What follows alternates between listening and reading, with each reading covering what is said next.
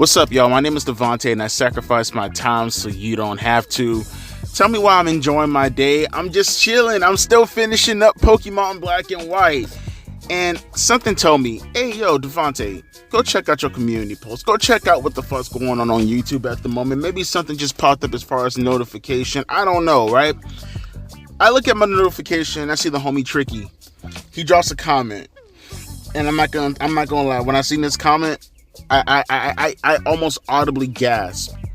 Bruh, what are we doing, man? What the fuck are we doing in professional wrestling, bro? He dropped, and I had to go look this up to see if this was true, man. This was on the voting poll with who's the best booker. My G. He said, bruh, 2 nights of SummerSlam next year sounds ridiculous. I honest to God, I swear, I looked at that and I was like... And then I went online and it's true. Bruh, what the fuck? He said next year though, it's 2026, but I don't give a fuck. What are we doing, bro?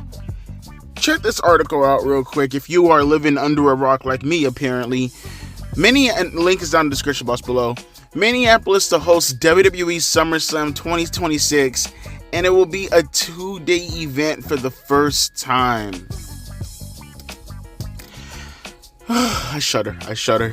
Minneapolis just missed out on hosting WrestleMania 41 in 2025, but it will instead serve as host for a WWE first. SummerSlam 2026 will be held at Minneapolis US Bank Stadium, and for the first time, it's scheduled to be a 2-day event, taking place August 1st and August 2nd.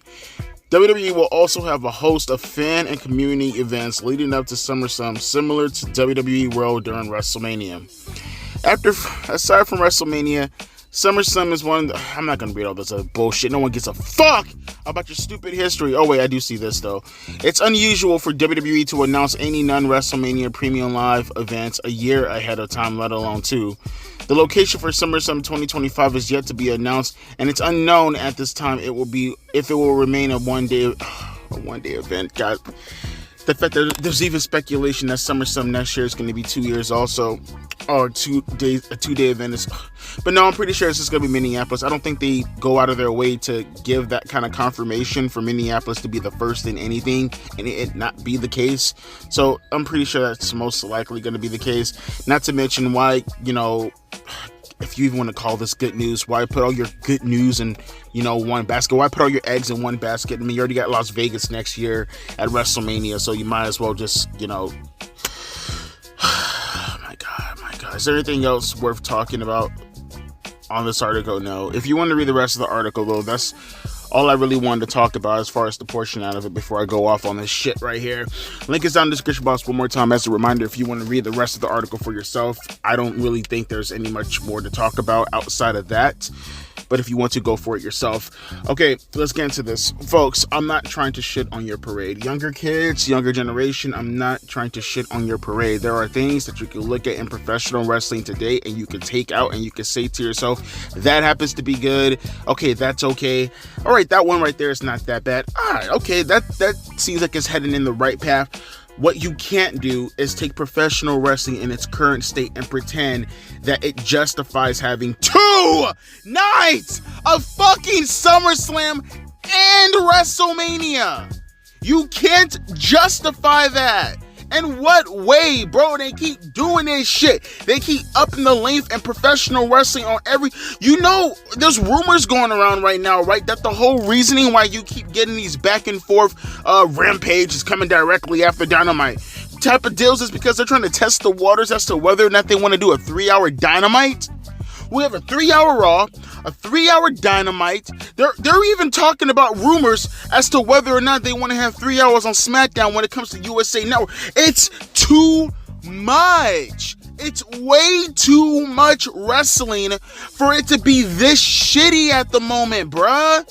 It's too garbage. It's not. Hell, this would have been too much wrestling for the Attitude Era. And you mean to tell me you're going to do more wrestling? More wrestling. Come on. You guys tell me right now. If the wrestling business, and it's right now, We can look at professional wrestling right now. I just talked about this last night. Great fucking timing when I said that currently at this moment, professional wrestling has never felt any lamer, right? Professional wrestling is in a creative nadir right now. It is horrible. Professional wrestling is absolute garbaggio shit at the moment. Whether it's AEW or whether it's WWE. Please miss me with the nonsense. Warranted, we have Cody Rhodes as champion. Suck a Cody Rhodes dick for all I care. I'm telling you right now, from my perspective, in my opinion, just because WWE happens to be better than AEW doesn't mean that WWE is good right now at the moment. And if you believe that, then kudos to you. More manpower for you also. Hey, can I be your chef? I can make $1 million per hour if you happen to be rich. I'll just happen to take my shit, put it on a sandwich and give it to you, and save all your meat and maybe give it to the homeless, give it to myself, because you ain't gonna be able to tell the difference anyways between actual food and fucking shit. Bro, how the fuck do you look at the current landscape of professional wrestling and say to yourself that 2 days of SummerSlam, that more hours of professional wrestling needs to be allocated in order to meet what fucking threshold? What threshold? Where are we going with this? You have dead-ass crowds, outside of that French audience, by the way, but for the most part, you have dead-ass audiences, record low ratings in comparison to what it used to be a couple of years ago, right? It's a downtrend. Again, just because it happens to be better than AEW doesn't mean you're sitting in a great spot right now from those metrics alone. And yes, miss me with the nonsense. I understand that right now they're making millions upon billions. The fuck am I talking about? Of dollars. But make no mistake about it, that has nothing to do with the popularity of the content in itself, outside of the fact that WWE have stretched their arms, have stretched their revenues in so many different areas that it happens to be this way. Again, I understand, in the end of the day, there are people who want to experience WWE, right? That's what it's all about. When it comes to the live attendance, audience, people, and all that other kind of stuff, these are people who want to experience WWE. They want to be able to go to the shows, have fun, and do all the other. And by the way, I recommend you go fucking do that, okay? You should not be a wrestling fan and not one time go to a wrestling event. You're missing out, whether it's a house show or whether it's a WrestleMania. I completely advocate for that to be the case, whether it's WWE or AEW. Although I would recommend WWE, for health reasons. You can only breathe in so much AEW man-funk for so long, right? But my point being is, though, there's nothing currently ongoing in the current product today that would justify this having to be the fucking case. So, usually around this time, I go back in the past and I bring up some type of anecdotal experience that I had with professional wrestling, and then try to conflate it with today's professional wrestling as far as its current environment happens to be. But like I said, do I even have to do that, right? I will do it in one instance, but on the other instance, like I said, even us fans back in the days would not want this much fucking hours to be dealt with in professional wrestling. Everything was incremental. Everything was kept very, very much in a containment, right? In a containment. So we got Raw, we got Sunday Night Heat back in 1998, and that's all we necessarily needed at the moment before the company, and more so because of the product in itself, obviously, got so fucking hot that it justified a pilot for SmackDown to see where that was going to go. And then the product got even hotter after the pilot of SmackDown. We needed more wrestling. And even with SmackDown, 2 hours Raw, 2 hours of SmackDown, one may argue in 1999 and in the year 2000, one may say to themselves that the product was so hot that maybe you could justify 3 hours. I say no, but I can see your argument if you're saying how hot the product was in comparison to the demand. Like, the demand versus the supply. The demand was greater. It was higher than the supply, right? You learned this in your economic class if you graduated daycare, which I know 95% of the people who come through my channel have a hard time fucking, I love you guys. Let me not say that. I fucking love you guys. But I will say, anecdotally speaking, looking at my own experience in one instance, where you could actually at least say for yourselves, for an example, again, not a total hours, but at least the product in itself being like, there's way too much wrestling. You can argue at one point in time, you had Raw, you had SmackDown, you had Nitro, you had Thunder, you had ECW, and all that stuff was happening in some instances at one time, right? 2 companies doing their thing on the same night. I mean, at least in my area, I think Tuesdays was ECW, if I remember correctly. That's when it was on the old TNN channel. I think it came on Tuesdays, but I could be wrong. I can't remember. But that was back in like 99. I mean, ECW was only on television for like my entire second grade year. So like, well, I don't remember it being my third grade year, or it was for a little bit. So probably like a full year, maybe, if that. My point being is, and by the way, they only did that also just to test the waters to see whether or not they can get Raw, but I digress.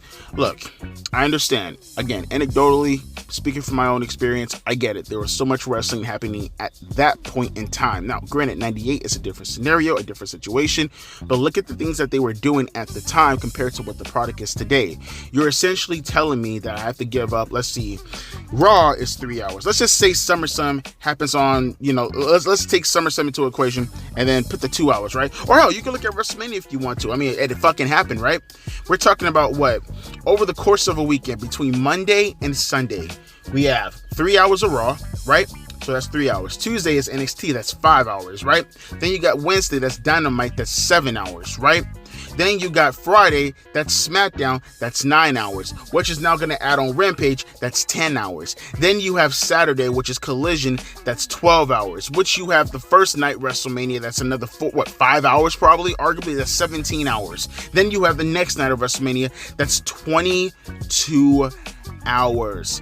22 hours. And if you want to get brave enough to put fucking Impact Wrestling on there, folks, we're talking about one full day of wrestling happening in one given week. That happened this year. One full day's worth of wrestling happening throughout the week. Oh, and I'm sorry, ROH, if you happen to be that much of a fucking sycophant, or not sycophant, excuse me, that much of a sadist. Or a masochist. I don't know, whichever one pertains to you being, obsessed with being hurt. I think it's a masochist. But my point being is, though, you see where we're going with this?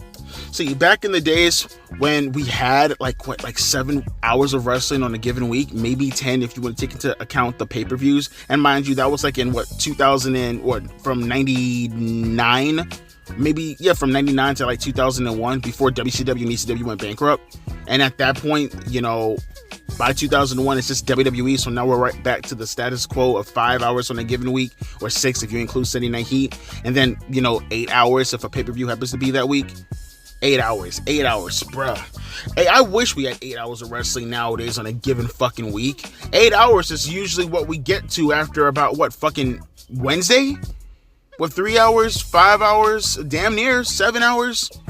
You get the 8 hours of wrestling, you're not even at SmackDown yet. And that's not even talking about a pay-per-view week. It's just too much. And the things that they're doing within the product in itself, bruh, this shit is garbage. I can honestly say to myself, like I said earlier, it still be too much.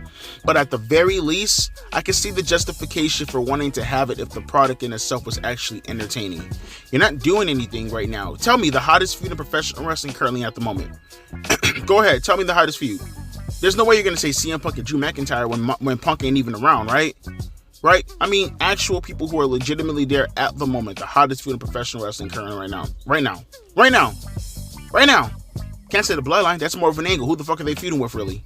It's an angle. Who's the feud? What's the feud? You can't even tell me a proper representation, bro. You can't. You see, you guys need to understand when I say less is more, it's always going to be better because it just keeps you that much more hyped up to want to watch professional wrestling when the night happens to occur. Growing up, and I think I made a thumbnail out of this a couple of times, playing with your friends and knowing that episode of SmackDown or Raw was about to come on, and say like in my childhood, this would have been like my peak wrestling fandom would have probably been like, maybe 2000, most likely, like around the year 2000, maybe 2001. Around that time, I can tell you, for an example, I'll give a perfect example. One of the most hyped nights of my life was the Raw. I talked about this with someone in the community session. Was the night after Judgment Day 2001, when I knew it was going to be Jericho and Benoit taking on Triple H and Stone Cold Steve Austin for the Tag Team Championships. Now, I was already hyped up enough because it's the night after Judgment Day. So it's like, you can't see the pay-per-view. That was around the time when we had like the little scrambly TV. So all you can do is put your ear to the TV and listen to the action that's ongoing at the moment, right? But to feel how hyped I was to to see Triple H and Austin and what's going to happen. And Triple H just lost the Intercontinental Championship to Kane in the Chains match, right? All this shit's going on. What's going to happen? What's going to be the implosion? Because you got to think that Austin screwing over Triple H by accident, yet Triple H helping Austin retain his championship belt.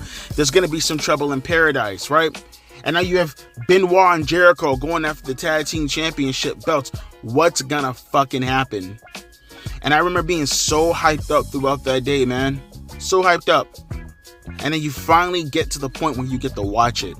And then Jericho and Benoit win the tag team championship belts. And that's still to this day the biggest markout moment in my entire life as a wrestling fan, when Benoit and Jericho won the tag team championship belts. And then thinking to myself, fuck, I gotta wait days. At that point in time, SmackDown used to come on Thursdays on UPN. I gotta wait days before I get to SmackDown to watch what's gonna be the aftermath with all this. Only to get to SmackDown and it's a TLC match. That's the forbidden TLC match that the forgetful TLC match that no one ever talks about, with the Hardys, Dudleys, Edge and Christian, and Jericho and Benoit. When, Benoit does the flying headbutt on Bubba Ray through the table and he misses and he fucks up his ribs. Legit, by the way. You just don't get that kind of experience of professional wrestling anymore. They completely overdo it. It's just way too fucking much for something that's just not hot. And all you're doing in the end of the day is furthering the death of professional wrestling, and you don't even realize it. There's no way you can sit back and tell me that the justification to want to watch professional wrestling today is to see another super kick? Is to see another Canadian destroyer? Huh? Is that your justification for wanting to see this? More super kicks and Canadian destroyers? Because it's damn sure not the angles. There's nothing hot right now. It's damn sure not the characters. What fucking characters? It's damn sure not the products. What fucking product? There's nothing going on in professional wrestling to suggest or justify any of the things that we're going to get coming and going forward. And all I got to ask is, if the product is this terrible right now, as is right now, and it seems like every superstar, even from the previous generation, where that generation was absolute shit in the 2010s, with the Shields of the world and the AJs. I guess you can kind of include them in that too, or the Daniel Bryans or the CM Punks of the world.